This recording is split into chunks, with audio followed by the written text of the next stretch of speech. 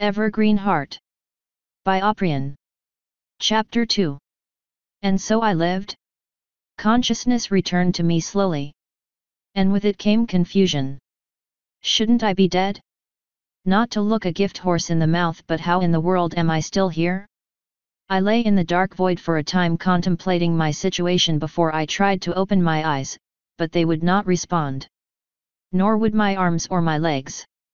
I felt a surge of panic shoot through me. Was I paralyzed? Why can't I see? Why can't I feel anything? What is going on? Come on, eyes, open. I need to see. I need to see. I need to see. Vision returned to me, but not in the way I was accustomed to. I could tell right away because I did not have eyes to open. Instead, the darkness slowly gave way to light and images began to form. It's hard to describe it with words alone. It was like seeing and touching and hearing at once. I could see the forest around me just like with my eyes. But at the same time I felt it as if I had dozens, no hundreds of hands touching everything. And on top of that I was sensing my surroundings as if through echolocations. But I was making no sound at all. And everything looked different, more vibrant. Almost glowing, like looking through a thermal imaging camera. Most confusing though was that I was looking in all directions at once. Almost like having eyes in the back of your head. With my vision restored, my panic began to subside somewhat. That is until I laid eyes on my body. My very dead, mutilated, half-eaten body lying several feet away from me, surrounded by the shattered debris of half a dozen timber wolves. I screamed.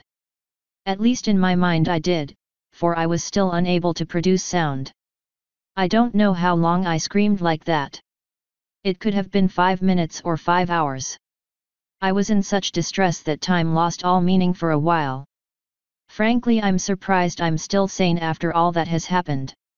Or maybe I have gone insane and simply don't realize it. After the screaming came denial. This isn't real. I am dreaming. Any moment now the dog will wake me up and things will be back to normal. I must have repeated that single thought 1,000 times over. I suddenly noticed the sun had risen. For the warm rays of high noon caressed me, and new energy coursed through me. I found it strangely soothing. I say that because normally I avoid the sun like the plague. Some people get a tan, I get sunburn and then start to peel like old paint on a fence. Disgusting, I know. But no, for the first time ever I welcomed the sun's warm rays. It felt right. My mind calmed, and my senses grew sharper. And suddenly a new feeling entered my senses. I felt the forest all around me with new intensity. I felt every broken branch, every leaf, every blade of grass, every rock and pebble. I felt myself reaching out to them, like ethereal hands grasping.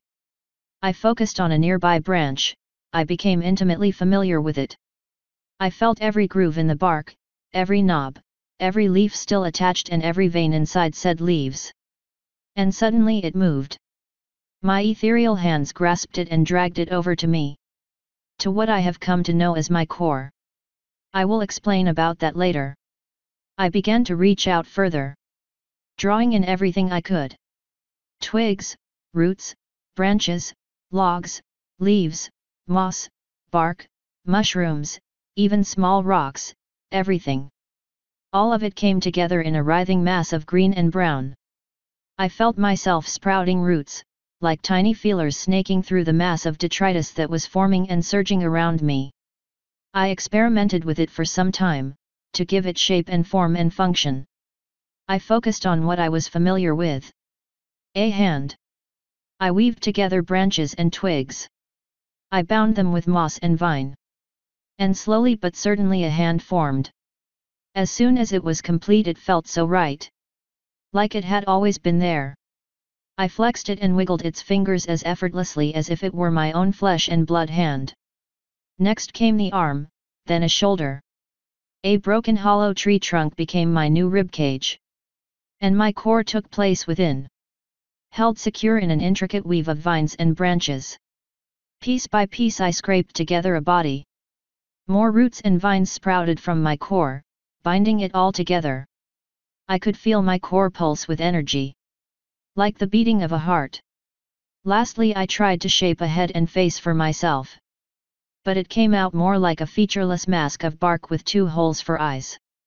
Not that I needed the eyes to see as I was now, but the familiarity of it helped focus my vision. Being able to see in all directions at once can be extremely disorienting for a being who is used to having a 180 degrees field of vision. When I tried to take my first step forward, it felt like I was walking sideways until I mentally reoriented myself. My new body took some getting used to.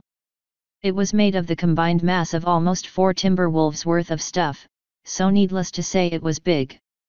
I stood at least 7.5 feet tall and almost half as wide. Slowly I lumbered over to the river and looked into the calm water. I had not fully grasped what I was doing until I saw my reflection for the first time. Holy crap, I'm a treant, I mentally said to myself. Because that's pretty much what I looked like.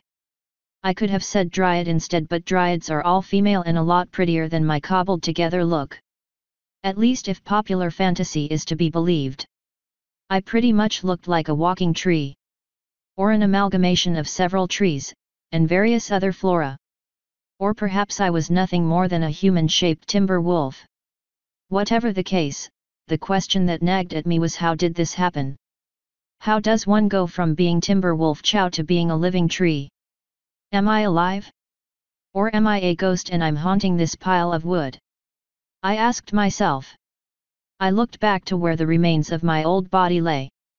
I must admit I was afraid to approach it. It's extremely unsettling seeing yourself from the outside. Even more so when your body is a bloody mutilated mess. What am I gonna do with me? I can't leave my body lying there, it's bound to be dragged off by predators. Do I bury it? Frankly, the idea of burying my corpse made me sick. If I still had a stomach, I would have tossed my cookies for sure. I mean, how fucking twisted is that? Having to bury yourself. I couldn't do it. I just couldn't. Instead, I spent an hour looking around the forest until I stumbled upon a cave. After making sure it was empty, I placed my body inside and then sealed off the entrance with a large boulder. Yes, this new body was surprisingly strong. Anyway, the cave would keep my remains safe for the time being. Until I could make up my mind on what to do with them. Now it was time to get out of here. If this really was Equestria, and after being eaten by goddamn timber wolves I had no doubt that it was, there was only one logical course of actions. Get out of this stinking forest and meet some ponies. But what direction to go in? I couldn't just wander around aimlessly. Well, okay, I could, but that would be pretty darn pointless. Looking around, I spotted a small mountain not far from my location. It would give me a good vantage point to figure out where to go. My path thus set, I began the slow trek upward. The more I moved around, the more natural it felt. My limbs had been a little stiff at first, but soon walking felt as natural as it always had when I was still flesh and blood. This new body was surprisingly steady. Every step my roots would sink slightly into the ground to give me a strong grip. It made going up the mountain path a breeze. When I finally ascended high enough to look over the treetops, I stopped to take in the sights. From up here the Everfree looked rather calm and peaceful, belying the dangers that lay within. The sky overhead was cloudless and calm. And the sun's warm rays filled me with vigor. In the distance a short ways away I could see the ruins of the castle of the two sisters. I was closer to it than I thought. If only I could have made it there before the wolves got me. I squished that line of thought before it could sour my mood. No use dwelling on it. Now to some that may seem awfully apathetic, but I reckon it was either shock or insanity or both at this point. I'm actually still not sure to this very day. I let my gaze drift across the horizon until I spotted a mountain in the far distance, and on its side I could just make out the spires of what could only be Canterlot. And since Ponyville lay in roughly the same direction, I now had a path to follow.